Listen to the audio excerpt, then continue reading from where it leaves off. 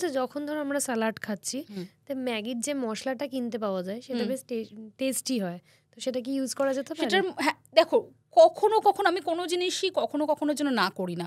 যখন তুমি রেগুলার বেসিসে ইউজ করছো তখন সেটা ক্ষতিকারক। আমি আগেও বললাম যেরকম এগ রোলে টমেটো কেচাপ, আমি রোজ তো এগ রোল বানিয়ে খাবো না, একদিন দুদিন খেলাম, ইটস কমপ্লিটলি ওকে, কোনো অসুবিধা নেই, সেটা নিয়ে হেডেকই করবো না। কিন্তু রোজের জন্য কখনো এই সাপ্লিমেন্টারিগুলো না, রোজের জন্য ন্যাচারাল স্পাইসেস সবসময় বেস্ট। সিনেমা দেখতে বসলাম, পপকর্ন, চিপস, এগুলোর সব হেলদি সাপ্লিমেন্টস কি হতে পারে? ভাববোই না, সিনেমা দেখতে গেছি, এনজয় করতে এসেছি, খেয়ে আসবো, বাড়িতে এসে হেলদি কিছু ভাববো। এবার একটা ব্যাপার, পপকর্ন যদি নর্মাল বাটার ছাড়া হচ্ছে, ইটস হেলদি, মানে হেলদি মানে যেটা ঠিক আছে, খাওয়া যেতে পারে। ভাজার দোকানে পাওয়া যায়, হ্যাঁ, ওটা হয় না, ওটা তো হয় না, ভালো মতো বাটার ফাটার দিয়ে মশলা মশলা দিয়ে খাওয়া হয়।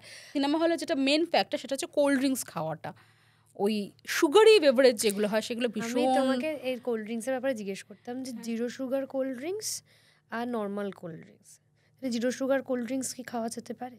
না, তার মধ্যে বেশ কিছু কেমিক্যাল থাকে যেগুলো অতটা ভালো নয়।